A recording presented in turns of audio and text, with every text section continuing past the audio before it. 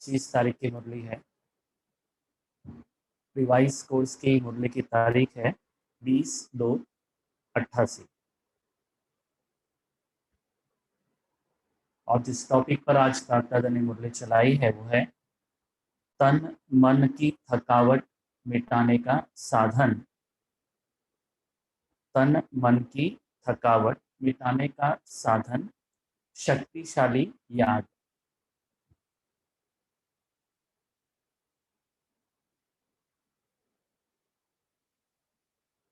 बाबा कह रहे हैं, आज परदेसी बा अपने अनादि देशवासी और आदि देशवासी सेवा अर्थ सभी विदेशी ऐसे बच्चों से मिलने के लिए आए हैं।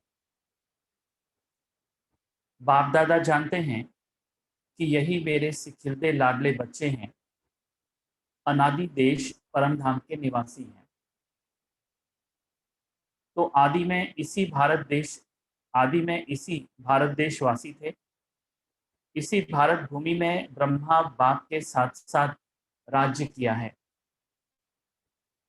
अनेक जन्म अपने राज्य में सुख शांति संपन्न अनेक जीवन व्यतीत किए हैं। इसलिए आदि देश होने के कारण भारत भूमि से दिल स्नेह है। चाहे कितना भी अभी अंत में भारत गरीब व धूल मिट्टी वाला बन गया है, फिर भी अपना देश सो अपना ही होता है। तो आप सभी की आत्मा का अपना देश और शरीरधारी देवता जीवन का अपना देश कौन सा था? भारत ही था ना। तो भारत की जो महिमा है बाप दादा आज हमको बता रहे हैं। और हम सभी कौन से देश के वासी हैं? हम भारतवासी हैं। तो भारत देश पर हमारा जन्म हुआ, भारत में हमारा जन्म हुआ, तो हम सबसे भाग्यशाली हैं। सबसे पहला भाग्य हमको जो मिला कि हमारे अपने देश में किसका जन्म हुआ? भगवान की ये कौन सी भूमि मानी जाती है? थोड़ा बूस्टअप करो। भगवान की ये कौन सी भूमि मानी जाती है? वो शब्द नहीं आ रहा है, जो बहुत बार आपने सुना है लेकिन नहीं जा रहा है अभी।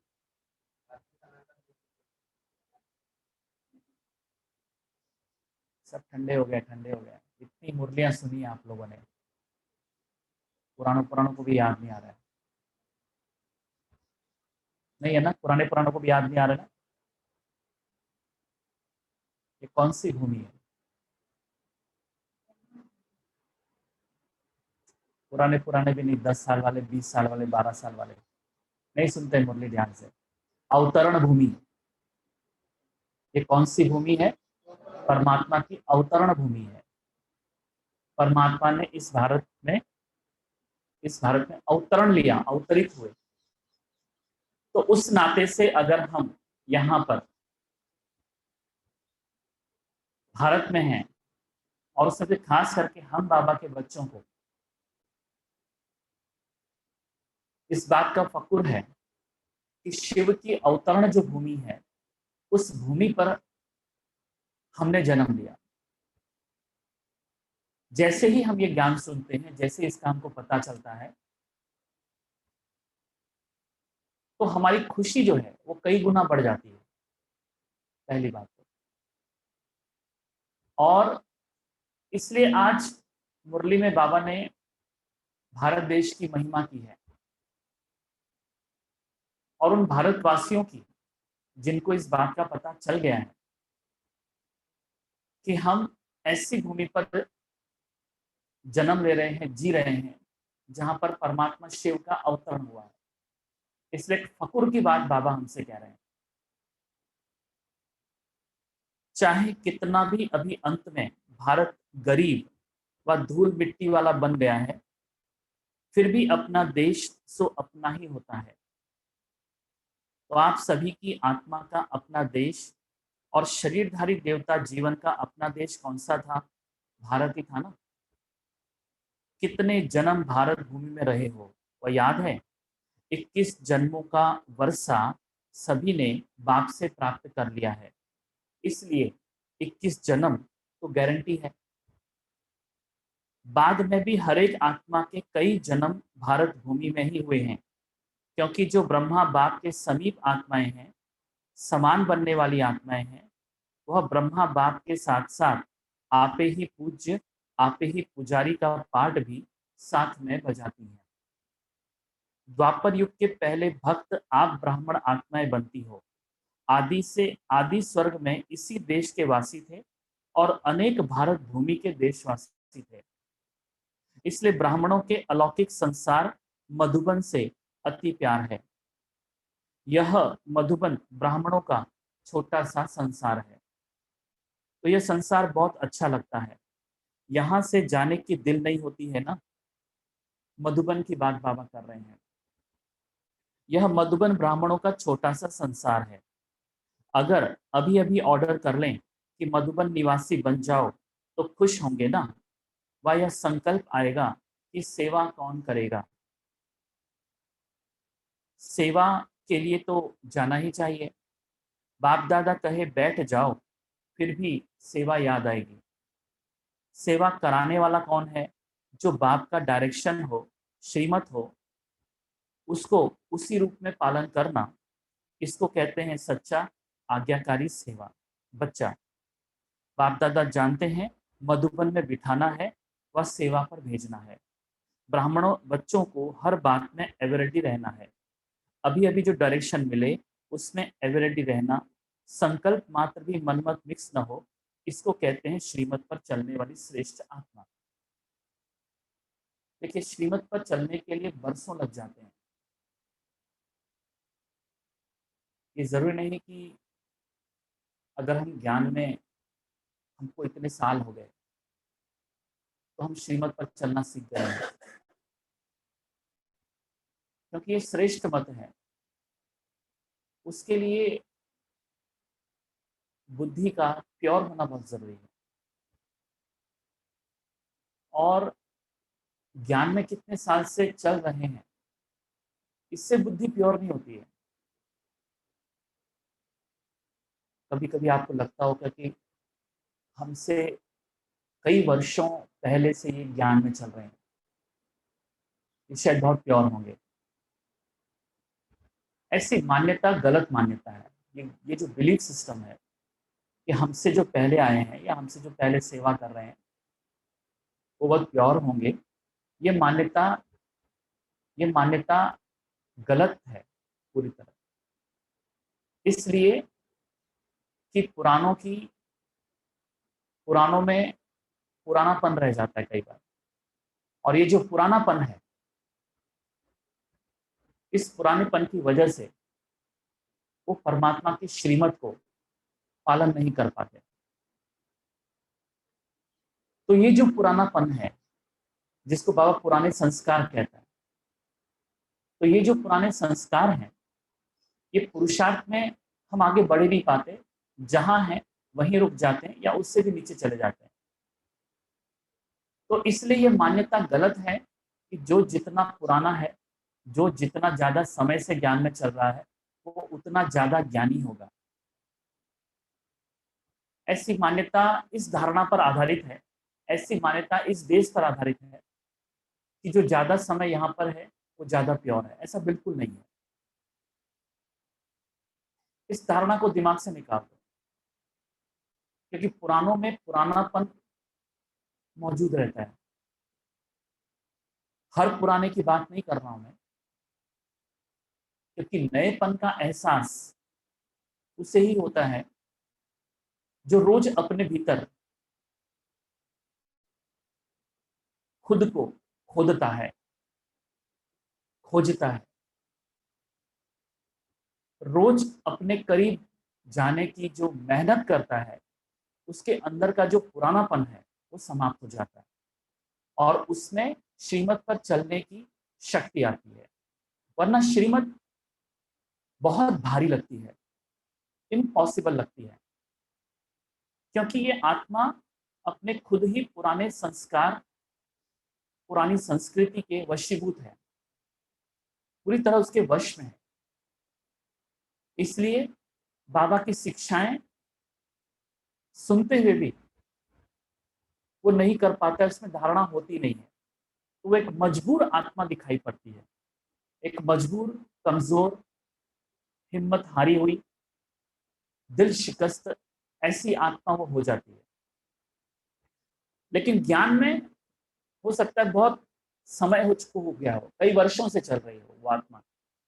तो इसलिए ये मान्यता पर आप ध्यान नहीं देना, या अगर कोई कहे मैं इतने वर्ष से चल रहा हूँ, इसमें उसकी कोई बहुत बड़ी अहमियत नहीं है, इसका कोई बहुत बड़ा अचीवमेंट नहीं है, it's not a big achievement.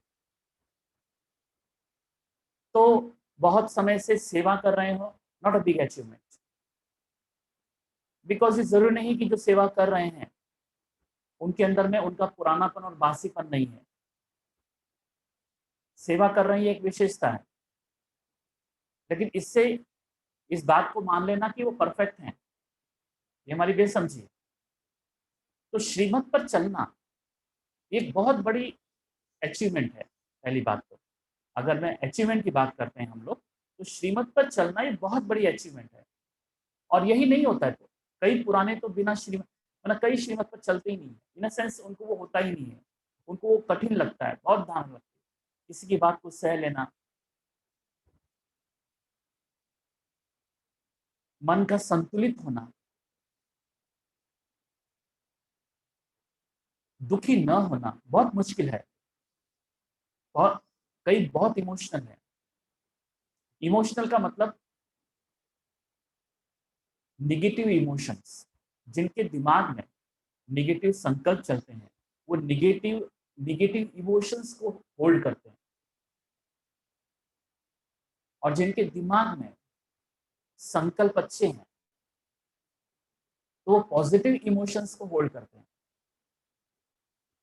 तो इसलिए पुराणों में कई बार देखा जाता है कि उनके अंदर में निगेटिव इमोशंस होने की वजह से, वो पुराने होने की वजह से भी आगे नहीं बढ़ पाते हैं, आगे नहीं पढ़ पाए हैं। तो ये जो मान्यता है, जो बिलीफ सिस्टम है, ये जो हम मान के चलते हैं कि ऐसा होगा, इसे इसे अपने ख्यालात से निकाल देना है। हम जब, इसलिए हम जितने भी नए हों, अगर हम नए ज्ञान में चल रहे हैं, हमें ज़्यादा टाइम नहीं हुआ है, इससे कोई नुकसान नहीं है। आज कई कहते हैं पहले आए होते तो, ये उनका थोड़े टाइम के लिए एक इमोशन है। लेकिन अगर पहले आए होते तो इससे इससे शायद कोई फर्क नहीं पड़ता कि आप बहुत आगे चल गए होते, आप बहुत आगे चले गए होते। जब जब कोई नया इंसान यहाँ पर आता है, वो पहले ऐसे ही बोलता है, अगर मैं पहले ज्ञान में आता तो। लेकिन जो भी पहले ज्ञान में आए हैं, वो बहुत आगे बढ़ गए हैं, ऐसा बिल्कुल नहीं हुआ है। जो पहले ज्ञान में आए हैं, उनमें से सभी आपसे आगे निकल गए हों, शायद आपसे भी बदतर उनकी हालत हो। तो जो नए आए हैं, वो ऐसा ना सोचें कि हम बहुत लेट आए हैं, और जो बहुत पहले आ गए, वो ऐसा ना सोचे कि पहले आने से हम बहुत, हमको कोई बहुत बड़ा क्रेडिट मिल जाएगा। ऐसा कुछ भी नहीं है। कहते हैं जहां जागो, जहां जागो वहां सवेरा। जागृति इंपॉर्टेंट है। कोई 10 साल पहले आया हुआ है, पर अभी भी जागृति नहीं है, टॉलरेंस पावर नहीं है। किसी की बात को सुन लेना, कलेजा कलेजा स्वीकार ही नहीं करता है। आसपास की परिस्थितियों में हमारे अंदर का दुख प्रकट निकल जाता है, प्रकट हो जाता है, दुख बह उठता है। इसलिए न नए आने से कोई क्रेडिट है, अभी अभी आने से, या जो लेट आया है उसको कोई क्रेडिट है, न पुराने को कोई क्रेडिट है। जिस क्षण, जिस मोमेंट, जिस दिन, जिस क्षण, जिस मोमेंट, जिस दिन आप जागते हो, जागृति आती है। और कैसे आती है जागृति? कुछ नहीं करने से नहीं आएगी। आप अपने योग में अपने आप को कितना आगे बढ़ा रहे हो और योग को कितना समझा है। कई योग कर रहे हैं पर योग को समझा नहीं है, तो जैसा आया वैसे कर रहे हैं। इसलिए योग पर बीच बीच में हम निर्देश देते हैं, योग योग पर बीच बीच में डायरेक्शंस दिए जाते हैं, योग के बारे में बार बार समझाया जाता है। ये डायरेक्शंस बहुत इंपॉर्टेंट है, नयों के लिए भी और पुरानों के लिए भी। तो इसलिए न पुराने अपने ऊपर नाश करें कि मैं पुराना हूँ, न नए इस गम में डूब जाएं कि मैं तो बहुत देर से आया। ये दोनों मान्यताएं गलत है। नए की ये मान्यता गलत है कि मैं लेट आया हूँ, और पुराने की ये मान्यता गलत है कि मैं पहले आया हूँ। जिस दिन जो व्यक्ति जागृत हो गया, और वो जागृति बहुत इंपॉर्टेंट है, फिर आपका पहले आए कि बाद में आए इससे कोई फर्क नहीं पड़ता, लेकिन यही जागृति बहुत नहीं आ पाती है, क्योंकि इस जागृति के लिए योग की गहराई चाहिए, अपने भीतर अपने आप के करीब जाने का संकल्प चाहिए, जिद्द चाहिए, जो कि पुरानों में नहीं हो पाता है, या कई पुराने नहीं बन पाते। जिद्दी जिद्दी होना पड़ेगा हमको, जिसको बाबा कहते हैं संकल्पवान। तो ये जिद्दी संस्कार हमारे पुरुषार्थ में लगने चाहिए कि मेरे को ये करना ही है, मेरे को इतना टाइम देना ही है, मेरे को अपने भीतर जाना ही है। तो ये संस्कार अगर नहीं होंगे तो श्रीमत पर चलना हमारे लिए बहुत मुश्किल होगा, वो हमारे लिए एक बोझ होगा, वो हमारे लिए एक बोझ होगा, वो हमारे लिए ज्ञान नहीं होगा, श्रीमत नहीं होगी।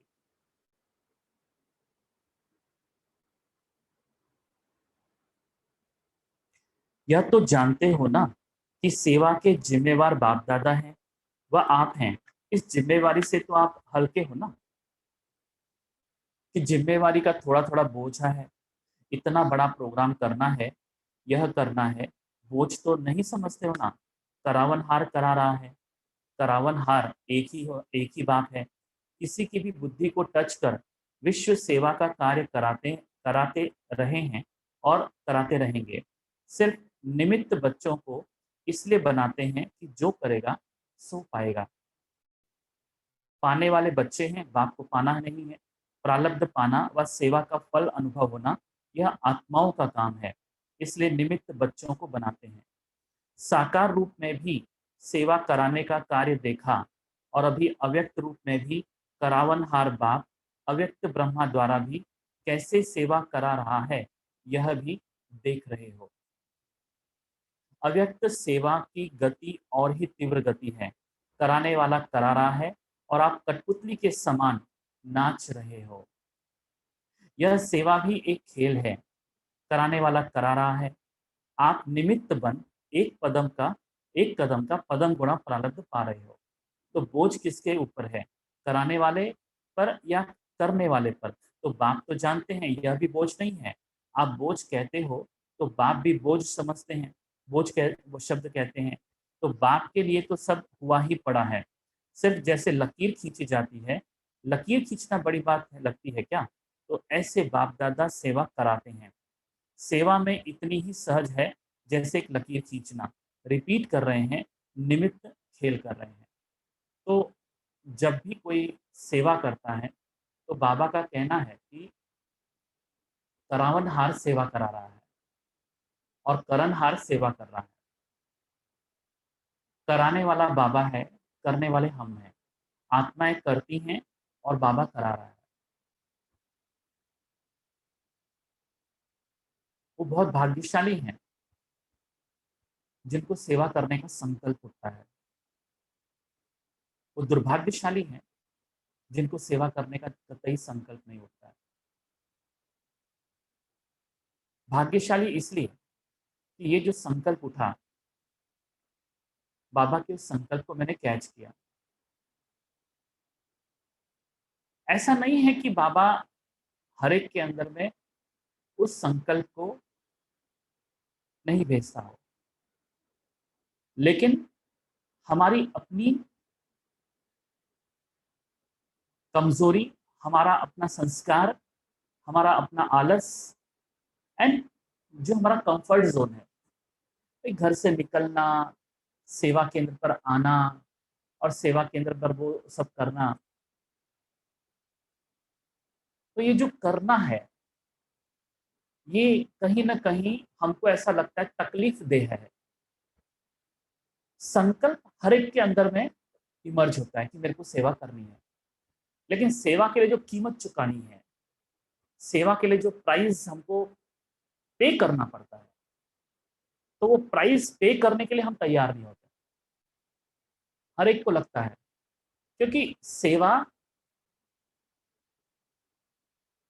और सेवा के लिए जो कीमत चुकानी है, हम कीमत नहीं चुकाना चाहते। हम चाहते हैं कि हम घर बैठे सेवा करें। हम चाहते हैं कि हम सेवा केंद्र पर ना आए। हम चाहते हैं कि हम अपने ज्यादा हाथ पैर नहीं हिलाएं। हम चाहते हैं कि सेवा में मेरे को कोई कष्ट नहीं हो। एक तो मेरे को कोई बोलने वाला नहीं हो सेवा में, कुछ गलती की तो मेरे को बोलना नहीं चाहिए। कुछ ऐसे हैं कई बार सेवा में कुछ गलती हो गई, इसको बोलो तो रोना चालू कर देते हैं। अब ये व्यक्ति सेवा कर सकेगा क्या? कुछ को हम सेवा में देखते हैं, वो रिस्पॉन्सिबल नहीं होते। आप उनसे कुछ कहो कि आपको मुझे बताना है कि आप आ रहे हो नहीं हो रहे हो, समझो एक उदाहरण में दे रहा हूँ, तो they are not giving the proper feedback. तो ऐसे व्यक्ति कभी सेवा में नहीं कर सकते, बिकॉज सेवा के लिए प्राइस चुकानी पड़ती है। हमेशा ध्यान में रखिए, सेवा के लिए सबसे बड़ी प्राइस है त्याग। और अगर जिंदगी में हम सेवा नहीं कर सकते, हमारा जीवन वेस्ट गया। इसलिए क्योंकि सेवा करने से मैं अपग्रेड होता हूँ, मैं एक अलग लेवल पर अपने आप को पाता हूँ कि मेरी मेरी कॉन्शियस लेवल, और सबसे बड़ी चीज क्या है कि मेरा माइंड बहुत ब्रॉड हो जाता है।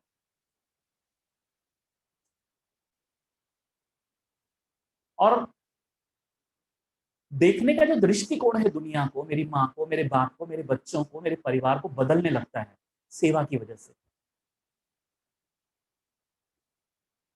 आई बिकम वेरी पॉजिटिव, सकारात्मक होने लगते हैं।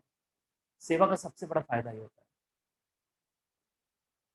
और अगर सेवा में कुछ त्रुटि आ गई, आप सेवा मान शान के लिए कर रहे हो, आप सेवा हाईलाइट होने के लिए कर रहे हो, आप सेवा इसलिए कर रहे हो कि लोग मेरे को कोई अप्रिशिएट करें, तो ऐसा व्यक्ति ज्यादा दिन सेवा नहीं कर पाता है, क्योंकि वो कीमत चुकाने को राजी नहीं है।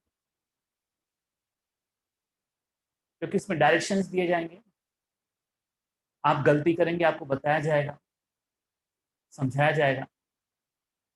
और अगर आपको आदत नहीं है दूसरे का सुनने की, हर समय आप बॉस बन के बैठे हो, घर में भी, ऑफिस में भी, सब जगह आपका बॉसिंग नेचर है, तो please don't enter into the seva field.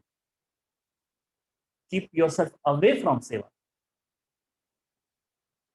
कुछ कुछ सेवा आपको मिल जाएगी, ठीक है, बिकॉज वहां किसी का कोई बॉसिंग नहीं है, कोई आप पर कोई कोई बोलने वाला नहीं है, तो प्लीज डोंट एंटर। तो सेवा का एक फील्ड है जिसके लिए कीमत चुकानी पड़ती है। यू हैव टू पे द प्राइस। त्याग, पुरुषार्थ, वेरी फ्लेक्सिबल, बहुत फ्लेक्सिबल होना पड़ता है, बहुत पॉजिटिव।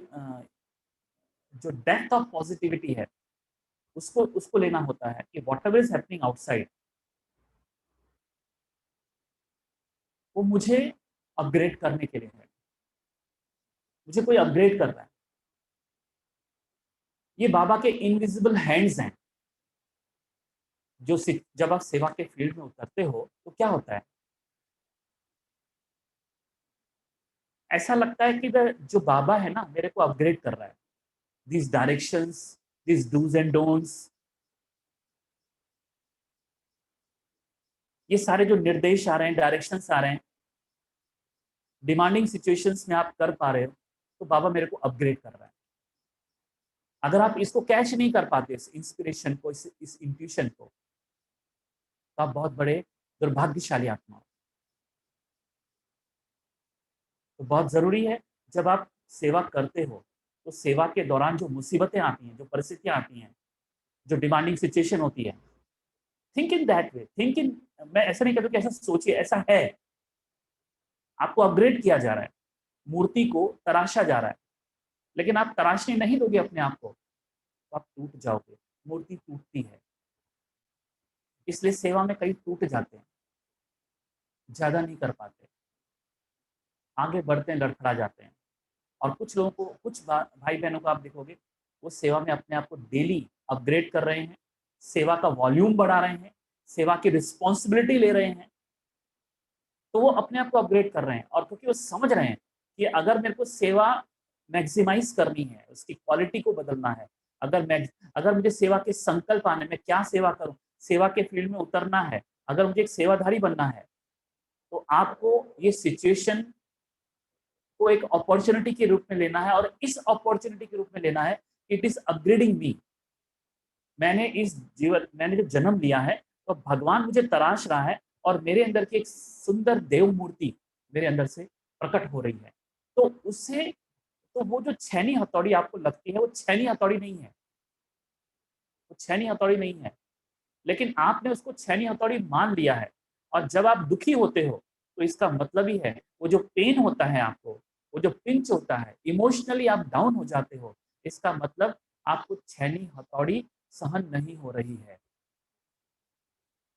जिस मूर्ति को ये यकीन हो कि मुझ में से एक अच्छी मूर्ति उभारी जा रही है, वो छैनी हथौड़ी, वो छैनी हथौड़ी नहीं लगती है, वो छैनी हथौड़ी लगती है परमात्मा में, परमात्मा मुझे सजा रहा है। तो इस चेतना वाले, इस कॉन्शियसनेस वाले, इस विचार वाले सेवा में आगे बढ़ते हैं। वो खुद भी पाते हैं कि आई एम गेटिंग डेवलप्ड, मेरा रिन्यूअल हो रहा है, मेरा रीडेवलपमेंट हो रहा है, मेरा विकास हो रहा है, वो खुद भी फील करते हैं। सो इसलिए आपसे कहा कि पहली बात तो सेवा के फील्ड में उतरो, जितना ज्यादा उतर सकते हो, और जितना ज्यादा अपना संसार को समेट सकते हो, समेटना शुरू कर दो। क्योंकि मृत्यु के कुछ दिनों पहले अगर आपको जागृति आती है और आप कहते हैं कि मैंने वेस्ट किया, ये किया, वो तो हर किसी मरने वाले को होता ही है, कि ऐसा नहीं किया होता, अपना धन लगा दिया होता, वगैरह वगैरह, ये तो कोई भी मरने वाले को होता है। पर आपको मरने के बहुत पहले मरना है, मृत्यु के बहुत पहले आपको मरना है, और मरने का मतलब ही है संन्यास। संन्यास का मतलब है कि अब संसार जो है, समेटना शुरू कर दिया है मैंने, और अपना पूरा फोकस सेवा पर लगाया, और सेवा के लिए कीमत चुकाना शुरू कर दिया।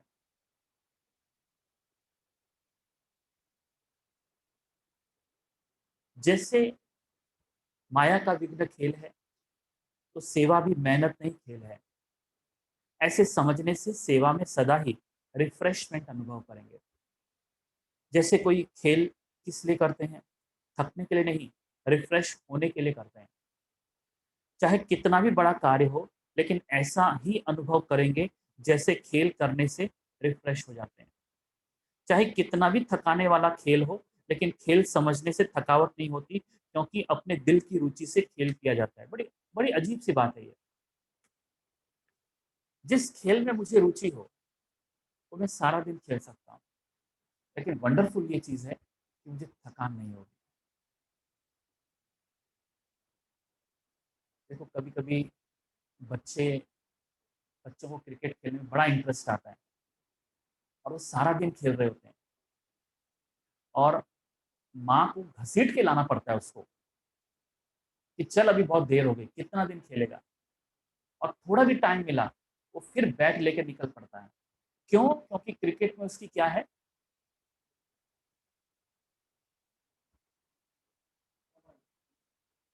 आप लोग बोलेंगे ओम शांति, नहीं, मरी हुई ओम शांति निकली है, जानी नहीं है आपकी ओम शांति, मैंने जानी नहीं है। रात को सबने भरपेट खाया है? किसने नहीं खाया कल? ओम शांति बोलो।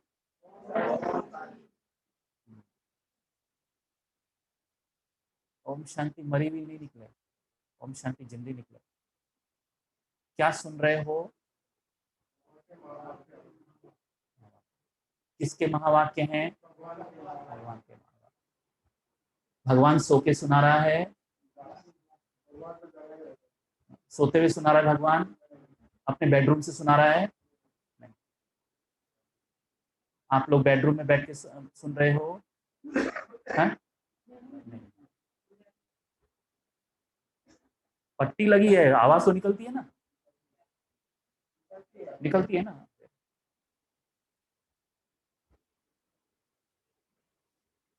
तो खेल में जब इंटरेस्ट होता है, रुचि होती है, उस खेल को हम बिना थके खेल सकते हैं। लेकिन ये कॉन्शियसनेस सेवा में डेवलप नहीं हो पाती, क्योंकि सेवा में रुचि और फिर है अलग अलग बातों में रुचि। सेवा में भी जिसको सेवा में रुचि है वो नहीं थकेगा। सेवा करने वाले बहुत हैं, लेकिन सेवा में जिसकी रुचि हो, ऐसा करने वाला सेवाधारियों में भी कोई एक हाथ होता है जो थकता ही नहीं। और एक है कि थोड़े टाइम पे थकता जाता है, सोता जाता है, सोतुराम। सोतुराम सेवाधारी। क्या बोला मैंने? नहीं, सबने नहीं सुना। पीछे सभी सो रहे हैं क्या? पीछे से आवाज नहीं आ रही है मेरे को। क्या क्या कहा मैंने? सोतुराम। क्या बोला? सोतुराम सेवाधारी। सेवा करेगा एकदम थक जाएगा, 1 घंटा सेवा करेगा थक जाएगा। वो थकता ज्यादा है, सेवा कम करता है, क्योंकि उसको सेवा में क्या नहीं है? इंटरेस्ट ही नहीं है, रुचि नहीं है। पहले इसको लगा सेवा अच्छी होती है, लेकिन अब उसको लगता है कि ये सेवा में उसको फिर वो पाता है कि सेवा के दौरान, सेवा के बीच में, सेवा के ड्यूरेशन में, कि एक्चुअली मेरे को एक्चुअल में रुचि नहीं है सेवा में, मैं जबरदस्ती सेवा कर रहा हूँ। तो उसके चेहरे पर खुशी नहीं होती है, उसके चेहरे पर थकान होती है। तो सेवा अगर आपकी रुचि का विषय न हो, बाकी सेवा के इर्द गिर्द अगर आप घूम रहे हैं, तो सेवा करने में आप थकोगे और सेवाधारी नहीं रहोगे। मैं हमेशा कहता हूँ कर्मचारी रहोगे। कर्मचारी और सेवाधारी दोनों में फर्क है।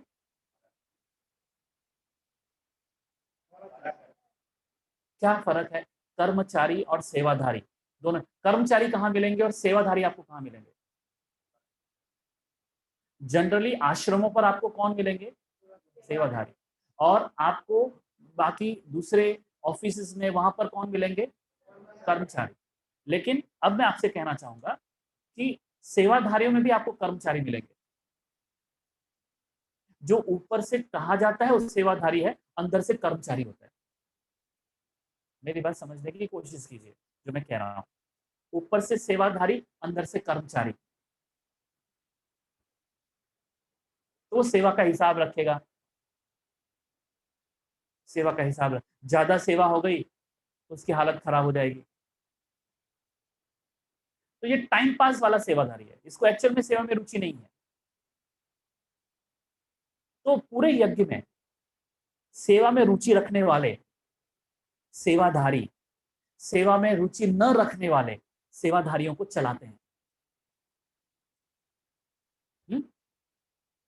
जो सेवा में रुचि रखने वाला है उसको रिस्पॉन्सिबिलिटी दी जाती है, और जो सेवा में रुचि नहीं रखते हैं उनको वो रिस्पॉन्सिबल जो सेवाधारी है उसको हैंड ओवर करते हैं। तो जो रुचि रखते हैं सेवा में, वो धीरे धीरे पाएंगे वो बहुत मतलब उनको बहुत सेवा का बड़ा फील्ड मिल जाता है। और जो सेवा में रुचि नहीं रखते हैं उनको बहुत छोटा फील्ड मिल जाता है, क्योंकि वो रुचि नहीं है। रुचि रखोगे तो सेवा की फील्ड बढ़ती है। और इससे सिंपली आपको क्या करना है? छोटी छोटी सेवाओं से शुरू करो, which is connected with the सेवा केंद्र। सेवा केंद्र से कनेक्टेड सेवाएं करो। और सेवा केंद्र से कनेक्टेड सेवाएं अगर आपको करना है तो जैसे मैंने अगेन कहा, सेवा के लिए कुछ कीमत चुकानी पड़ती है, और वो कीमत स्वयं के बदलाव की है, वो कीमत स्वयं के संस्कार के परिवर्तन की है, वो कीमत वो कीमत थोड़े परिवार वो कीमत थोड़े परिवार की, जैसे कहते हैं ना, परिवार ने अपने मोह को निकालने की है, वो कीमत चुकानी पड़ेगी। वो बहुत ज्यादा परिवार में डूबने का नहीं है, वो परिवार से उबरने की कीमत चुकानी पड़ेगी आपको। जब आप परिवार से उबरोगे, परिवार आपके लिए नहीं होगा, जब आपका परिवार पूरा विश्व हो जाएगा, ये कीमत चुकानी पड़ती है। जब पूरा विश्व आपका परिवार हो, ये बहुत बड़ी कीमत है। फिर आपका एक छोटा सा परिवार ही परिवार नहीं रहता, पूरा विश्व आपका परिवार होता है। और जब विश्व आपका परिवार हो जाता है, तो सही अर्थों में, सही मायने में, आप सही अर्थों में, मायने में कर्मचारी से सेवाधारी बनते हो। वरना जैसे मैंने अगेन कहा, सेवाधारियों में सेवाधारियों में माइनॉरिटी माइनॉरिटी सेवाधारी होते हैं, मेजॉरिटी कर्मचारी होते हैं। अभी जो माइनॉरिटी सेवाधारी है, वो मेजॉरिटी कर्मचारियों को क्या करता है, मोटिवेट करता है, उनको मोटिवेट करेगा, उनको बूस्ट करेगा, या उनके संग में रहेगा, सो दैट कि वो अपनी रुचि उनमें ट्रांसफर कर सके। इसलिए हम क्या करते हैं, पुराने सेवाधारियों के साथ नया सेवाधारी रखते हैं। It should happen. आप कोई भी हो, कहीं भी हो, आपकी लाइफ में सेवा उतरनी चाहिए। आपको सेवा में रुचि लेनी ही चाहिए। इसका कनेक्शन आपके जीवन से, आपके लाइफ से है। आप पाओगे कि जो मैं एकदम कुएं का मेंढक बना हुआ था, अब आसमान का चील बनकर उड़ रहा हूँ, द ईगल। अब आसमान की ऊंचाइयों को छू रहा हूँ। कल तक मैं एक मेंढक की तरह एक कुएं में मंडरा कर कर कर रहा था। लेकिन सेवा के फील्ड में आपको कई चीजें छोड़नी पड़ी, कई चीजें ऐड करनी पड़ी, अपना कंफर्ट जोन छोड़ना पड़ा, अपने मोह को निकालना पड़ा। तो अब आप पाओगे कि यू आर गेटिंग विंग्स, आप पंख लगे हैं, और इस पंखों की वजह से आप आसमान की ऊंचाइयों को छू रहे हैं। This is the feeling sevadharak. तो इस रीति से अगर आप करते हो, तो पहली बार आप लाइफ में पाओगे कि आसमान की ऊंचाइयों को छूने वाला मेरा लाइफस्टाइल अभी हो गया। And you will be very happy whatever you are doing. आप बिजनेस कर रहे हैं, नौकरी पर जा रहे हैं, बट आप उस ऊंचाई को नहीं छोड़ रहे हैं। वो ऊंचाई का एहसास आपके भीतर में होगा। फिर आप किसी से बात कर रहे हैं, आप ऊंचाई का एहसास होगा। देन पूरी जो दिनचर्या है ना, पूरा जो लाइफस्टाइल है ना आपका, वो एक हैप्पीनेस से फिल्ड हो जाएगा, हैप्पीनेस भर जाएगा। आपके लाइफ में जो वैक्यूम्स हैं, खालीपन आपको लगता है, वो पूरी तरह हैप्पीनेस से फिल हो जाएगा। This is the result of सेवा। वरना आप जो लाइफ जी रहे हैं, अब वो लाइफ फिल्ड लगेगा आपको, हैप्पीनेस, खुशी से भर गया है। अब कुछ भी परिस्थितियां आती हैं, लोगों की नजर में बुरी होती हैं, मेरे लिए वो बुरी बिल्कुल नहीं होती हैं। मेरे लिए वो एक अपॉर्चुनिटी होती है, मेरे किसी डिफेक्ट को मेरे किसी डिफेक्ट को करेक्ट करने के लिए। वो मेरे लाइफ में परिस्थिति आई है मेरे किसी डिफेक्ट को करेक्ट करने के लिए। You take it in that way. और ये आपको किसी ने नहीं सिखाया है, किसी ने आपको ट्रेनिंग नहीं दी। It came automatically. Why it came automatically? Because now you have got the wings. आप आसमान की उस ऊंचाइयों को छू रहे हैं, कि जिसकी वजह से आपका माइंडसेट बदली हो गया। मैं ये आपको सेवा का रिजल्ट बता रहा हूँ। और जो सेवा में नहीं उतरते हैं, सो सेवा क्या है? सेवा केवल वो नहीं है कि आपने झाड़ू वगैरह सब मार लिया। सेवा का मतलब चेंज इन कॉन्शियसनेस। फिर आप देखिए, तो इसलिए बाबा ने कहा सेवा खेल है। बाबा के शब्दों पर अगर मैं आऊं, तो बाबा ने कहा बच्चे सेवा एक खेल है। तो ये खेल है, इसलिए आपको थकावट नहीं होगी। और खेल, अगर इसे खेल की तरह आप खेल की तरह आपने अगर इसको ले लिया है, तो आपको क्या होगी? इससे थकावट कभी नहीं होगी। चाहे शारीरिक मेहनत का, चाहे बुद्धि की मेहनत का काम है, लेकिन ड्यूटी समझकर करने से थकावट अनुभव करेंगे, क्योंकि वह दिल की खुशी से नहीं करते हैं। तो जो अपने मन के उमंग से, खुशी से कार्य किया जाता है, उसमें थकावट नहीं होती, बोझ अनुभव नहीं होता। कहाँ कहाँ बच्चों के ऊपर सेवा के हिसाब से ज्यादा कार्य भी आ जाता है। अब सुनिए जो बाबा कह रहे हैं, कहाँ कहाँ पर बच्चों के ऊपर सेवा के हिसाब से ज्यादा कार्य भी आ जाता है। इसलिए भी कभी कभी थकावट फील अनुभव होती है। बाप दादा देखते हैं कि कई बच्चे अथक बन करके सेवा करने के उमंग उत्साह में भी रहते हैं। देखो, हो सकता है शरीर को थकावट आ जाए, लेकिन इससे आपका माइंड न थके। मतलब एक एबिलिटी आपके अंदर में आपको डेवलप करनी है कि if you are really positive, if you are really positive, तो you will feel that body की एक लिमिट आ गई है अभी, लेकिन अंदर में उस शरीर का जो बॉडी का असर जो है माइंड पर नहीं आ रहा है। The mind is still at the peak of happiness, the mind is still at the peak of happiness and the body is at the peak of tiredness. The body is going through at the peak of tiredness, मतलब थकावट की ऊंचाई पर शरीर पहुंच गया, लेकिन mind happiness की पीक पर है, उससे डाउन नहीं हुआ है। एंड इस थके शरीर के अंदर में उस हैप्पीनेस को आप फील कर रहे हो। So there is a separation, the body and the mind, body और मैं, शरीर और मैं। तो अगर शरीर थकता है तो मैं अंदर से थका नहीं हूं, मैं बहुत खुश हूं। थकावट का मेरी खुशी पर असर नहीं आया है। ये आपको खुद चेक करना है, ये आपको खुद चेक करना है, खुद डेवलप करना है, खुद इसको फील करो कि शरीर थकता है तो क्या मन भी थक रहा है? शरीर थक गया, अब शरीर से मैं कुछ भी नहीं कर सकता, but still I am happy. शरीर अब कुछ नहीं कर रहा है, नाउ इसके जोड़ जोड़ दुखने लगे हैं, now I can't do anything, even I can't move now. मैं चल भी नहीं पाऊंगा अभी, इतना थक गया हूँ, इतना एग्जॉस्टेड हो गया हूँ। It's okay, but I am at the peak of happiness. I am continuously, मैं लगातार उस हैप्पीनेस को फील कर रहा हूँ टायर्ड बॉडी में। और धीरे धीरे इसका इफेक्ट कैसे होगा कि हैप्पीनेस को अगर आप गेन करते रहते हैं, हैप्पीनेस को होल्ड करते रहते हैं, तो धीरे धीरे आपका शरीर थकना कम हो जाएगा, उसके थकने की परसेंटेज कम हो जाएगी, और बहुत लॉन्ग ड्यूरेशन तक एट अ स्ट्रेच आप सेवा बोलो, कर्म बोलो, अपने घर के काम बोलो, करते रहोगे। आपको अगर अपने घर के काम भी, अपने ऑफिस के काम भी, उसमें भी अगर थकना नहीं है, तो आपको हैप्पीनेस को बार बार को एक्सपीरियंस करना पड़ेगा।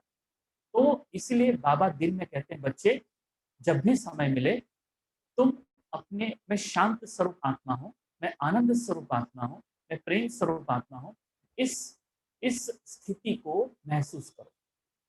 अगर आप इसकी फ्रीक्वेंसी बढ़ाएं, बार बार करें, भले वो ड्यूरेशन 5 मिनट का हो, 10 मिनट का हो, 3 मिनट का हो, लेकिन आप करें। और दिन में ये काउंट करें कि कितनी बार मैंने किया, हाउ फ्रीक्वेंटली, कितनी बार मैंने योग किया और कितना टाइम किया। ये दो चीज पर आप फोकस कीजिए, कितनी बार मैंने किया और कितना टाइम किया। जिन लोगों को भी लगता है कि मुझे डेवलप होना है, जिन लोगों को भी लगता है, जिनको भी ऐसा हो रहा है, जो ऑनलाइन अभी सुन रहे हैं, वो भी इस बात को ध्यान में रखें कि जिनको भी ऐसा लगता है कि मुझे डेवलप होना है, मुझे मनुष्य जन्म वेस्ट नहीं करना है, मेरी जो बची हुई उम्र है, मेरे जो बचे हुए साल हैं, उसमें मुझे इस मनुष्य जीवन का पीक, इस मनुष्य जीवन की गहराई, इस मनुष्य जीवन का रियल पर्पस मुझे फाइंड आउट करना है, तो देन उनके लिए ये बात पते की हो सकती है, उनके लिए बात पावरफुल हो सकती है। आप रुकना नहीं चाहते हो, आप स्टेगनेंट नहीं होना चाहते हो, आप स्टेबलाइज होना चाहते हो। क्योंकि आप स्टेगनेंट हो गए, आप बासी हो गए, आप स्टेबलाइज हो गए, आप प्रोग्रेसिव हो गए। स्टेबलाइज बना संतुलित, अचल अडोल, स्थिर, उसको स्टेबलाइज करते हैं। स्टेगनेंट मतलब कुछ नहीं करना है, जो है वैसा ठीक है, बस आलस, कुछ नहीं अपने आप को बदलना है, ना अपने संस्कार को बदलना है, स्टेगनेंट। तो आपको रुकना नहीं है, आपको स्थिर होना है। अगर आप स्थिर हो जाते हैं, मन स्टेबलाइज हो जाता है, मन में अचल अडोलता आती है, तो देन प्रोग्रेस शुरू होता है। तो आपको अगर चाहिए कि ये जो लाइफ है, इसके पीक को मैं अनुभव करूं, वरना तो एवरेज जो व्यक्ति है, वो केवल जानवरों की तरह पैदा होता है, जानवरों की तरह खाता है, जानवरों की तरह कर्म करता है और जानवरों की तरह मुड़ता है। हम एवरेज जो है व्यक्ति, वो एनिमल किंगडम वाला है, वो डिवाइन किंगडम वाला नहीं है। वो एनिमल की तरह ही जीता है। हम में और एनिमल में कोई फर्क नहीं है। एक एवरेज व्यक्ति की जिंदगी को देखें, वो भी वही करता है एनिमल, मैं भी वही कर रहा हूँ। लेकिन किसी को लगता है no I am not animal, मुझे इस मनुष्य जीवन, मुझे इस ह्यूमन लाइफ में मैं ये जानवर पना, ये तो जानवर का भी स्टैंडर्ड है, उसके भी बच्चे होते हैं। ये और बात है कि हमने सास ससुर, उसने सास ससुर नाम नहीं रखे हैं, हम नहीं बोल सकते ये हमारे डॉगी का ससुर है, ये डॉगी का बाप है, ऐसा हम नहीं बोल सकते। हम लोग नहीं बोल सकते, उनमें उनमें ऐसा कुछ रिलेशन प्रोनाउंसिएशन नहीं है, हमारे में है, फर्क इतना ही है। लेकिन हम भी उसी एनिमल किंगडम की तरह है। हमने जन्म लिया, जानवरों की तरह लिया, हमने खाया, वो भी खाता है। उसने फैमिली की, हमने भी कर डाली, फैमिली की फैमिली हुई, फैमिली की फैमिली हुई, फिर एक दिन मर गए, मर गए। आखिर आप में जानवर में फर्क क्या है?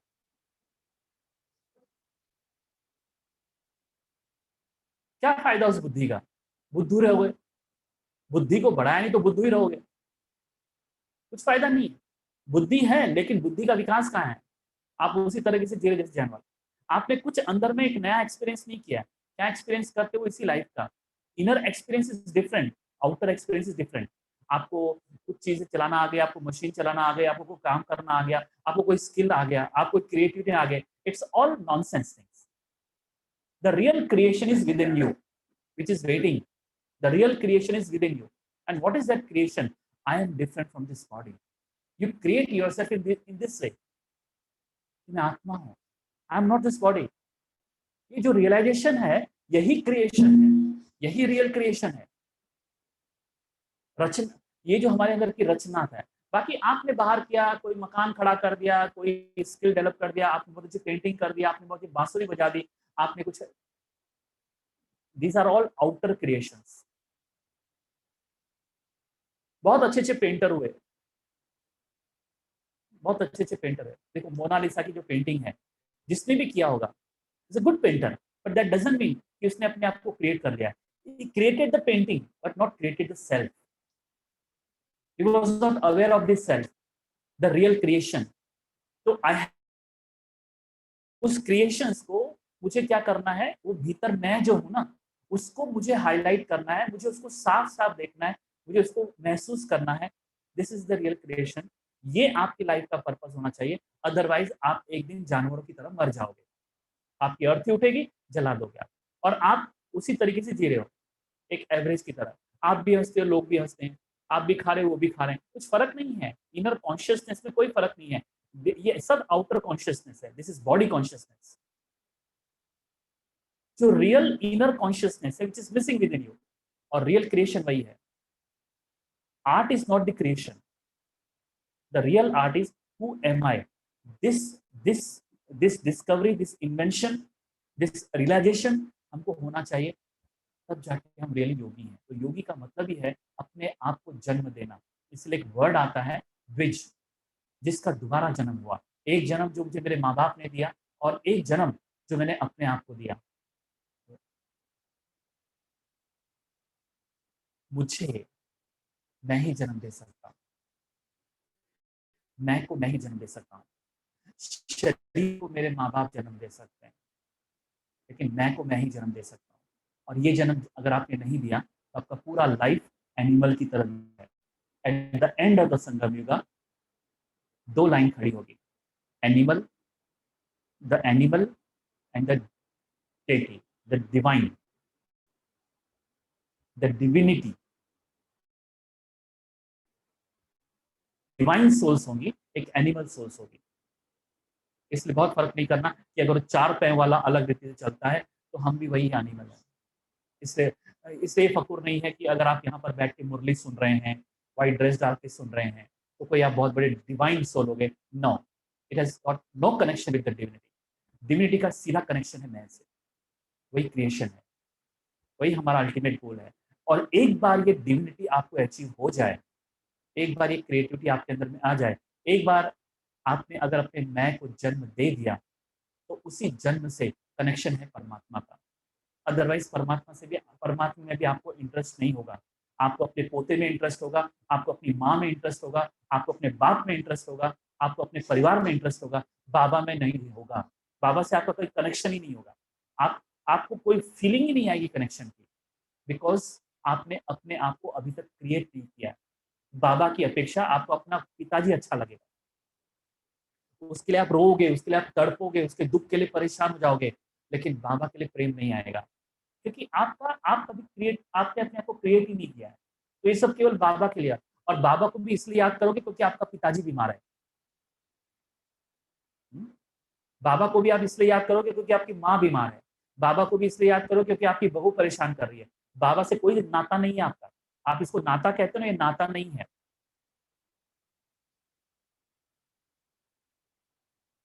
ये नाता नहीं है। इसमें किंग कुछ डिविनिटी नहीं है, क्योंकि जब परमात्मा से कनेक्ट होते हो, तो वो the moment you get connected with the god, you forget everything, the whole world, you are zero, you are done, everything is shut off. योग मतलब परमात्मा से ऐसा कनेक्ट हो गया कि मुझे मुझे अपनी बीमार माँ याद ही नहीं आई, मुझे अपने बच्चों का झंझट याद ही नहीं आया, मेरे बच्चे को भी तकलीफ है वो भी याद नहीं आए। ऐसा connection is the real connection. बाकी जो भीख मांगते रहते हैं बाबा से, बाबा ये कर दो ना, बाबा इसको ठीक कर देना, बाबा इसको ठीक कर देना, सो वी आर अ बेगर, हम भिखारी हैं। भिक्षुक नहीं, भिखारी। भिक्षुक मतलब जैसे ही बाबा को याद किया, भिक्षुक मतलब जैसे ही बाबा को याद किया, भूल गया अपने गमों, मुझे याद ही नहीं आया कि मेरे को कुछ बोलना है, कंप्लेंट लेके गया था, कंप्लीट होकर आया, भूल गया। स्वामी विवेकानंद कई दिनों से भूखे रहते थे, तो दूसरे कहते थे जा ना काली से मांग ना, अंदर जा जा काली से मांग, वो देगी तेरे को भोजन देगी। विवेकानंद कहते थे मैं जैसे ही अंदर जाता हूँ मैं भूल ही जाता हूँ मुझे क्या मांगना है। ऐसा हमारा बाबा के साथ योग हो कि मैं भूल ही जाऊं कि मुझे प्यास लगी है, मैं भूल ही जाऊं कि मुझे भूख लगी है। भूखा पेट था, 4 दिन से खाया नहीं था, बाबा की याद में डूबा, भूख का पता न चला। क्या हमारे पास ऐसी याद है? क्या ऐसा क्रिएशन मैंने अपने आप को किया है? क्या मैंने अपने आप को ऐसा जन्म दिया है कि बाबा की याद में मुझे सब कुछ भूल जाए? If your answer is no, अगर आपका उत्तर ना है, तो you are at the animal kingdom. हम फिर जानवर की तरह जी रहे हैं, हमारे अंदर में कहीं अपलिफ्टमेंट नहीं हुआ है।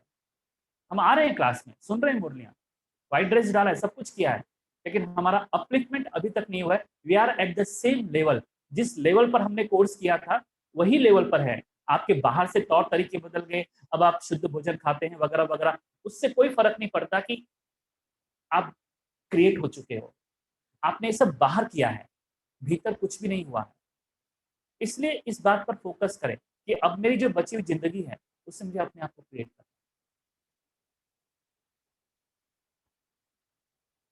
जितना सेवा में बिजी, बाप दादा बच्चों के सब प्लान प्रोग्राम वतन से बैठ देखते रहते हैं। हर एक बच्चे की याद और सेवा का रिकॉर्ड बाप दादा के पास हर समय रहता है।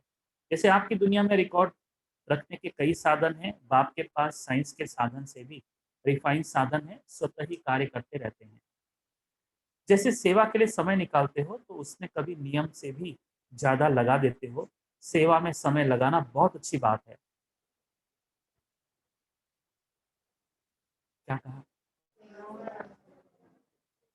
मैं इसको बार बार सुनना चाहूंगा।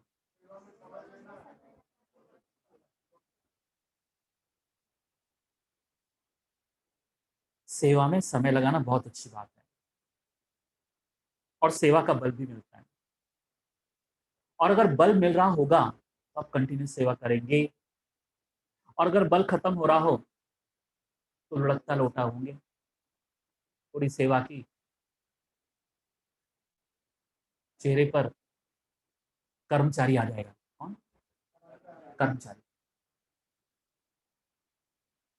बीएमसी के कर्मचारी को देखा है आपने? कभी बीएमसी ऑफिस में जाना, टिपिकल सरकारी सरकारी कोई इंस्टीट्यूशन हो या कोई फील्ड हो, वहां देखना, वहां आपको टिपिकल कर्मचारी मिलेंगे। टिपिकल। काम से मैं डरता नहीं, काम कभी करता नहीं, मेरे को कितना भी काम दो, तो टिपिकल कर्मचारी वहां देखना हो तो वहां देख सकते हो। तो यही बाबा ने कहा कि सेवा में समय लगाना बहुत अच्छी बात है और सेवा का बल भी मिलता है। सेवा में बिजी होने के कारण छोटी छोटी बातों से बच भी जाते हो। बाप दादा बच्चों की सेवा में बहुत खुश है, हिम्मत पर बलिहार जाते हैं, लेकिन जो सेवा याद में उन्नति में थोड़ा भी रुकावट करने के निमित्त होती है, तो ऐसी सेवा के समय को कम करना चाहिए। जैसे रात्रि को जागते हो, 12 व 1 बजा बजा देते हो, तो अमृत वाला फ्रेश नहीं होगा। अब बैलेंस बाबा सिखा रहे हैं। बैठते भी हो तो नियम प्रमाण, और अमृत वेला शक्तिशाली नहीं तो सारे दिन की याद और सेवा में अंतर पड़ जाता है। मानो सेवा के प्लान बनाने में व सेवा को प्रैक्टिकल लाने में समय भी लगता है। तो रात के समय को कट करके 12 के बदले 11 बजे सो जाओ। वही 1 घंटा जो कम किया और शरीर को रेस्ट दी, तो अमृत वेला अच्छा रहेगा। बाबा का फोकस अमृत वेले पर है। बुद्धि फ्रेश रहेगी। नहीं तो दिल खाती है कि सेवा तो कर रहे हैं, लेकिन याद का चार्ज जितना होना चाहिए उतना नहीं है। जो संकल्प दिल में व मन में बार बार आता है कि यह ऐसा होना चाहिए, लेकिन हो नहीं रहा है, तो उस संकल्प के कारण बुद्धि भी फ्रेश नहीं होती। और बुद्धि अगर फ्रेश है, तो फ्रेश बुद्धि से 2-3 घंटे का काम घंटे में पूरा कर सकते हो। थकी हुई बुद्धि में टाइम ज्यादा लग जाता है, यह अनुभव है ना। और जितनी फ्रेश बुद्धि रहती है, शरीर के हिसाब से भी फ्रेश और आत्मिक उन्नति के रूप में भी फ्रेश, डबल फ्रेशनेस ताजगी रहती है। तो 1 घंटे का कार्य आधा घंटे में कर लेंगे। इसलिए सदैव अपनी दिनचर्या में फ्रेश बुद्धि रहने का अटेंशन रखो। ज्यादा सोने की भी आदत न हो, लेकिन जो आवश्यक समय शरीर के हिसाब से चाहिए उसका अटेंशन रखो। कभी कभी कोई सेवा का चांस होता है, मास 2 मास में 2-4 बार देरी हो गई, वह दूसरी बात है। लेकिन अगर नियमित रूप से शरीर थका हुआ होगा, तो याद में फर्क पड़ेगा। जैसे सेवा का प्रोग्राम बनाते हो, कईयों को लगता है अच्छा है आज बाबा ने मुरली अच्छी चलाई, अब तो मेरे को जल्दी सोना है, अब तो सोना ही सोना है। बाबा ने बोल दिया थकी हुई थी, लेकिन ये आदमी पैदाइशी थका थका हुआ था। इसको फूंक भी मार दो थक जाता है। अब इस पर मैं दूसरी बात आपसे कहना चाहूंगा। अगर आप थकते कैसे हैं, पहले इस पर गौर कीजिए। अब बाबा ने शरीर की मैं न थकूं इसका हिसाब कैसे रखें। एक, बुद्धि में व्यक्त संकल्प अगर चल रहा हो, बहुत ज्यादा बुद्धि सोच रही हो, आप बहुत जल्दी थक जाएंगे, शरीर पर असर आएगा। आपके शरीर में ताकत होने के बावजूद भी आपके दिमाग में जो संकल्प चल रहे हैं, वो आपको थका देगा। शरीर नहीं थकता है, पहले दिमाग थकता है, ये थकता है। तो आज बाबा ने भले हमसे कह दिया हो कि देरी तक नहीं करो, तो 12 बजे तक नहीं करो, ये करो, पर आप, ऐसे भी लोग हैं जो 12 बजे सोते हैं, सुबह 4 बजे उठते हैं बिल्कुल फ्रेश बुद्धि से। क्यों? क्योंकि उन्होंने एक चीज दिमाग में सेट कर दी है, थिंकिंग। मैं क्या सोच रहा हूँ, यहाँ वो पुरुषार्थ करते रहते हैं सारा दिन। और जनरली जो सेवाधारी होता है यहाँ पुरुषार्थ नहीं करता है, वो हाथ पैर से पुरुषार्थ करता है, ये करना है करना है। इधर उसका पुरुषार्थ जीरो होता है। इसकी वजह से वो जल्दी थकता है, उसका अमृत वेला मिस होता है। इसलिए बाबा के इस वाक्य का गलत फायदा मत उठाना। क्योंकि हमने तो यहाँ तक कहा है कि अगर सही अर्थों में योग लगे, बाबा तो कहते थे कि अगर बाबा की याद में आप कहाँ से कहाँ तक जा सकते हैं। माउंट आबू में बोला था बाबा ने कि अगर आप बाबा की याद में पैदल करके कहाँ से कहाँ तक जा सकते हो। पता है मुरली में बाबा ने कहा था, नहीं कहा है, पुरानों को तो बिल्कुल भी याद नहीं आता है। माउंट आबू तो बंबई से, मेरे को बताइए, बाबा ने बोला था अगर बाबा की याद में पैदल करोगे तो कहाँ से कहाँ तक पहुंच सकते हो। बाबा ने किलोमीटर आपको वो पूरा रास्ता बताया था कि इधर से इधर तक आप पैदल जा सकते हो, रिंचक मात्र भी थकावट नहीं होगी। तो वो कहाँ से कहाँ तक की बात की थी बाबा ने, बताओ। एक मुरली नहीं, मेरे को बताओ वो डेस्टिनेशन बताओ, कहाँ से कहाँ तक। बाबा ने बोला था कि यहाँ से यहाँ तक आप जा सकते हो अगर बाबा की याद होगी तो।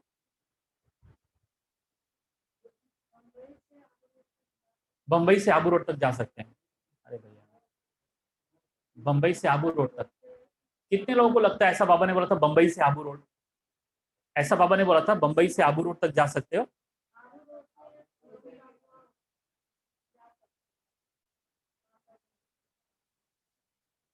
मुझे बताओ, जो लोग कहते हैं बाबा ने बोला था बंबई से आबू रोड तक जा सकते हैं, वो हाथ खड़ा करें बाबा की याद में, जो बंबई से आबू रोड तक जा सकते हैं। ऐसा बाबा ने बोला था, बंबई से। अच्छा ठीक है। दूसरा कोई उत्तर है क्या? दूसरा कोई उत्तर है? दूसरा उत्तर क्या है?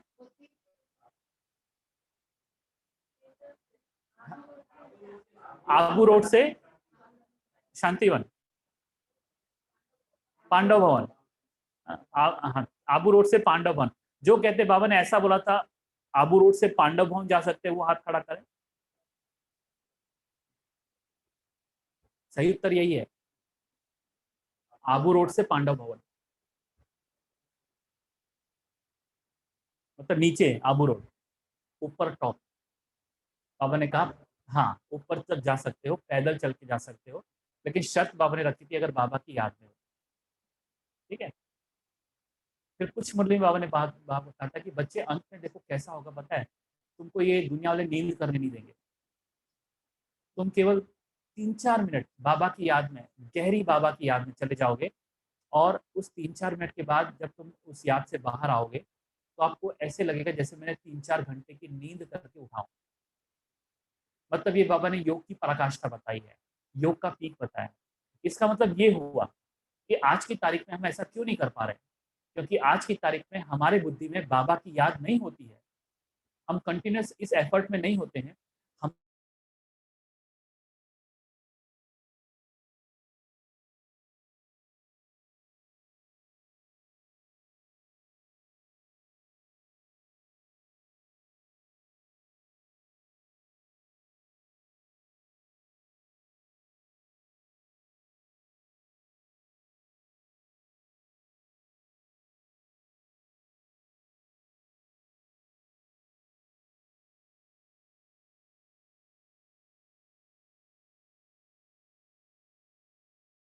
बढ़ा लेंगे, लेकिन सेवा के कार्य तो दिन प्रतिदिन नए से नए और बड़े से बड़े होने ही हैं। इसलिए सदा बैलेंस रखो, अमृत वेले फ्रेश हो, फिर वही काम सारे दिन में समय प्रमाण करो, तो बाप की ब्लेसिंग भी एक्स्ट्रा मिलेगी, और बुद्धि भी फ्रेश होने के कारण बहुत जल्दी और सफलतापूर्वक कार्य कर सकेगी।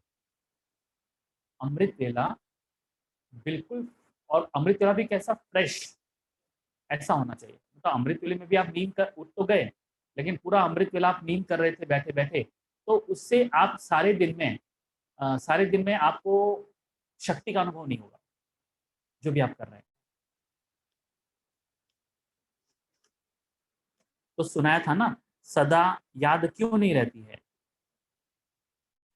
टाइम भले कितना भी बिजी रहो, लेकिन थकावट मिटाने का विशेष साधन, हर घंटे व 2 घंटे में 1 मिनट भी शक्तिशाली याद का अवश्य निकालो। अब देखो बाबा ने हमको क्या कहा, थकावट मिटाने का साधन क्या है, हर घंटे व 2 घंटे में 1 मिनट भी, लेकिन याद भी कैसी, शक्तिशाली याद का टाइम अवश्य निकालो। इससे क्या होगा,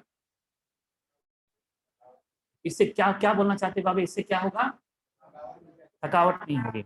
जैसे कोई शरीर में कमजोर होता है, तो शरीर को शक्ति देने के लिए डॉक्टर से 2-2 घंटे ताकत की दवाई पीने के लिए देते हैं, तो टाइम निकाल दवाई पीनी पड़ती है ना, तो बीच बीच में 1 मिनट भी अगर शक्तिशाली याद का निकालो, तो उसमें A B C सब विटामिन आ जाएंगे।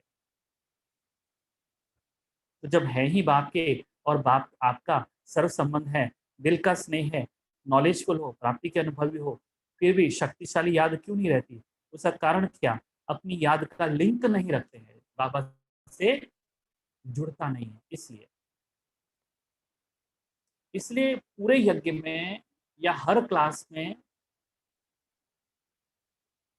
रियली पुरुषार्थ में इंटरेस्ट रखने वाले, रियली रुचि रखने वाले कम होते हैं। और ये जो रुचि रखने वाले बच्चे हैं, इनकी वजह से बाकी सब रुचि रखते हैं। उनकी रुचियों को देखकर बाकी मोटिवेट हो रहे होते हैं, उनकी खुद की रुचि नहीं होती है। जब देखते हैं कि ये बंदा पुरुषार्थ कर रहा है, ये बंदा पुरुषार्थ में रुचि ले रहा है, तब जाके उनको वो मोटिवेट होते हैं। इसका मतलब ये हुआ कि सभी पुरुषार्थी नहीं होते हैं, सभी सेल्फ मोटिवेटेड नहीं होते हैं। तो जो सेल्फ मोटिवेटेड होता है, वो सेल्फ मोटिवेटेड होता है, वो दूसरों को मोटिवेट करता है। इसलिए कुछ लोग सेल्फ मोटिवेटेड नहीं होंगे पूरे यज्ञ में, उसमें से कुछ लोग होंगे जो सेल्फ मोटिवेटेड है, जिनकी वजह से बाकी ग्रुप जो मोटिवेट हो रहा है वो 1 या 2 या 4 या 3 होंगे। तो आपको सेल्फ मोटिवेटेड होना है। इसकी वजह से एक फायदा होगा, आपके इर्द गिर्द एक बड़ा ग्रुप मोटिवेट हो जाएगा, आपको देख के भी मोटिवेट होगा। इसी को कहते हैं गुणदान। एक शब्द बाबा की मुरली में आता है, गुणदान। तो ये गुणदान करो। सदा याद और सेवा के बैलेंस द्वारा बाप की ब्लेसिंग के अधिकारी, सदा बाप के समान डबल लाइट रहने वाले, सदा निरंतर शक्तिशाली याद का लिंक जोड़ने वाले, सदा शरीर और आत्मा को रिफ्रेश रखने वाले, हर कर्म विधि पूर्वक करने वाले, सदा श्रेष्ठ सिद्धि प्राप्त करने वाले, ऐसे श्रेष्ठ समीप बच्चों को बाप दादा का याद, प्यार और नमस्ते। वरदान है आज का, श्रेष्ठ तकदीर की स्मृति द्वारा अपने समर्थ स्वरूप में रहने वाले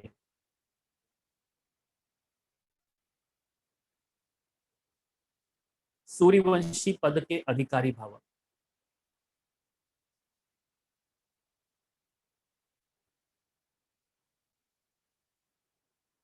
बाबा इसको समझा रहे हैं, जो अपनी श्रेष्ठ तकदीर को सदा स्मृति में रखते हैं वह समर्थ स्वरूप में रहते हैं।